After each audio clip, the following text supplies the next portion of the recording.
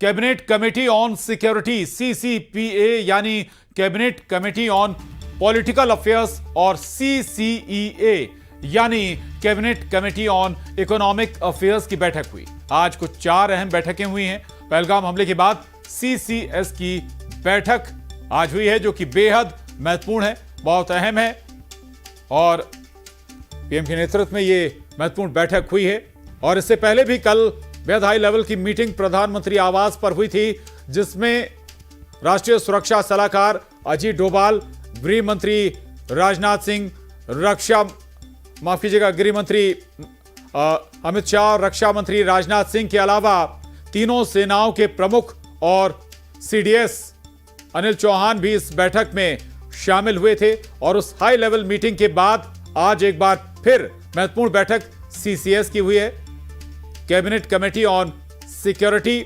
और यह कमेटी भी बेहद महत्वपूर्ण फैसले सुरक्षा से जुड़े मसलों पर करती है।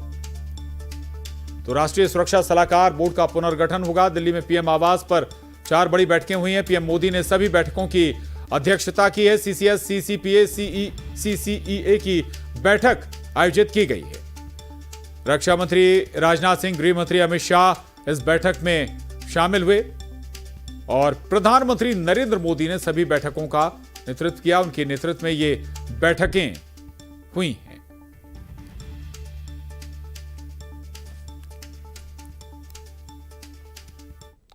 और घड़ी का कांटा जैसे जैसे आगे बढ़ रहा है, पाकिस्तान और भारत के बीच तनाव की लहर जोर पकड़ती जा रही है।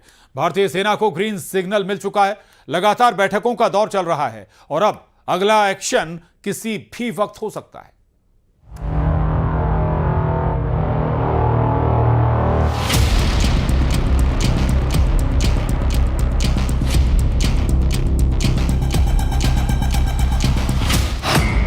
दिल्ली में एक्शन, इस्लामाबाद में टेंशन।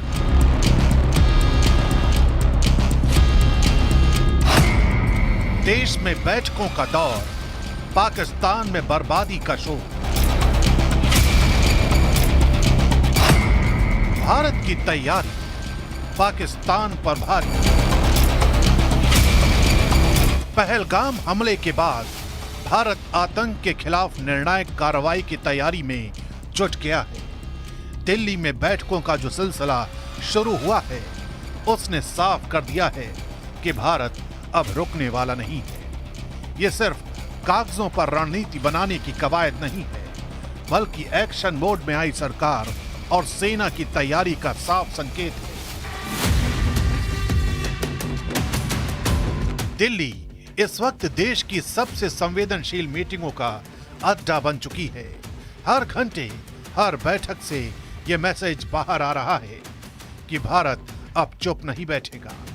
सीसीएस की बैठक, सीसीईए यानी आर्थिक मामलों की समिति की बैठक, पीएम मोदी की अध्यक्षता में सीसीपीए यानी cabinet committee on political affairs की बैठक, उसके बाद कैबिनेट बैठक। इतना ही नहीं, बीते हर घंटे की हलचल बहुत बड़ा संकेत दे रही है। इसे ऐसे ही समझा जा सकता है कि बीते 24 घंटे में एक के बाद एक कई बैठकें हुई। पहली बैठक गृह मंत्रालय में देश के पैरामिलिट्री चीफ की थी। दूसरी बैठक प्रधानमंत्री आवास पर हुई, जहां पीएम मोदी की अध्यक्षता में तीनों सेना प्रमुख और रक्षा मंत्री शामिल हुए। इसी बैठक में सेना को किसी भी कार्रवाई के लिए खुली छूट का ग्रीन सिग्नल दिया गया। इसी बैठक में यह कहा गया कि सेना को कब, कहां और कैसे एक्शन लेना है, ये सेना को ही तय करना है। इसके बाद पीएम मोदी और संघ प्रमुख मोहन भागवत की बैठक हुई। यानी दिल्ली की सड़कों पर भले ही शांति है, लेकिन मीटिंग रूम के अंदर युद्ध स्तर पर रणनीति बन रही है। पाकिस्तान को शांति से आने वाली आंधी की भनक लग चुकी है और यही वजह है कि इस्लामाबाद में घबराहट साफ नजर आ रही है।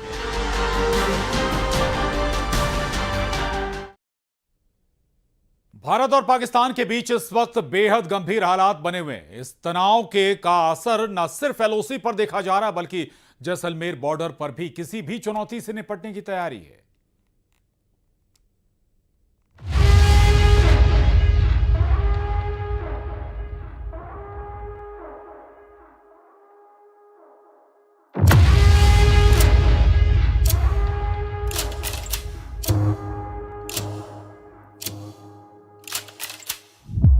जैसलमेर बॉर्डर तैयार, दुश्मन पर होगा वार। बीएसएफ के बुलंद इरादे, बॉर्डर पर बंकरों की किलेबंदी, पाकिस्तान को सबक सिखाने की पुख्ता तैयारी।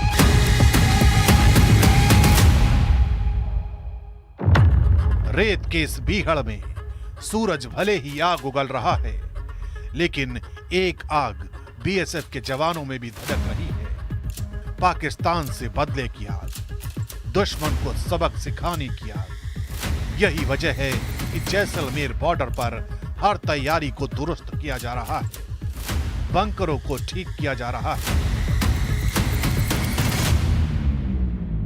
जिस जगह हम खड़े हैं इस वक्त, ये जो बॉर्डर का इलाका है जैसलमेर बॉर्डर, जहां पर पीछे पाकिस्तान है, इधर बॉर्डर का इलाका, यहां पर जो बॉर्डर के इस तरफ है, आप देखिए कि यहां पर पानी के बड़े बड़े स्ट्रक्चर आपको नजर आ रहे हैं। यहां पानी की बड़ी टंकियां, ये इंतजाम बीएसएफ और जवानों के लिए बड़ी टंकियां आपको जगह जगह नजर आएगी। ये इसलिए कि जब युद्ध हो, पानी की सप्लाई में कोई बाधा भारतीय सेना के और बीएसएफ के जवानों को नहीं हो, इसका पूरा इंतजाम यहाँ पर बॉर्डर पर किया हुआ है। बॉर्डर पर जीरो लाइन फ्रंट पर बीएसएफ तैनात है। इनके पीछे सेना का बैकअप है, यानी पाकिस्तान को सबक सिखाने की पूरी तैयारी है।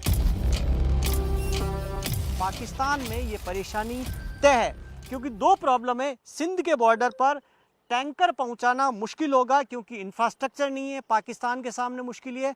दूसरा, जो सप्लाई लाइन है जो सिंधु नदी से जुड़ी हुई है, उसमें क्योंकि सैनिकों की संख्या अगर पाकिस्तान बढ़ाना चाहता बॉर्डर पर 2.5 गुना कर रहा है, तो उतने पानी की सप्लाई की जो लाइन की क्षमता नहीं है और कोई इंतज़ाम उनके पास में है नहीं, क्योंकि टैंकरों से पानी पहुंचाना पाकिस्तान के लिए नामुमकिन सा है। भारत पाकिस्तान के बीच अगर जंग छिड़ी तो पाकिस्तान की फौज को सिर्फ गोलियों से नहीं, प्यास से भी मरने का डर है। जैसलमेर बॉर्डर पर भारत ने महीनों की पानी की तैयारी कर रखी है, लेकिन पाकिस्तानी फौज सिंधु की एक पाइपलाइन पर टिकी है। सेना बढ़ी तो प्यास भी बढ़ेगी, और भारत ने सिंधु से पानी कम कर दिया तो बॉर्डर पर पाक फौज प्यास से तड़प जाएगी। भारत और पाकिस्तान के बीच में युद्ध हुआ तो पश्चिम सीमा पर पाकिस्तान के सैनिक भारतीय जवानों की गोलियों से पहले पानी की प्यास से मर जाएंगे। उसकी वजह यह है कि पाकिस्तानी सैनिकों को भी पानी उसी सिंधु नदी से दिया जा रहा, जिस सिंधु नदी का पानी बंद करने की भारत बात कर रहा। बॉर्डर पर न कोई डर है, न कोई भ्रम, केवल तैयारी है, हर हमले का जवाब देने की तैयारी। और अगर दुश्मन ने फिर कोई नापाक चाल चली तो जैसलमेर से जो जवाब आएगा वो इतिहास में हमेशा के लिए दर्ज होगा।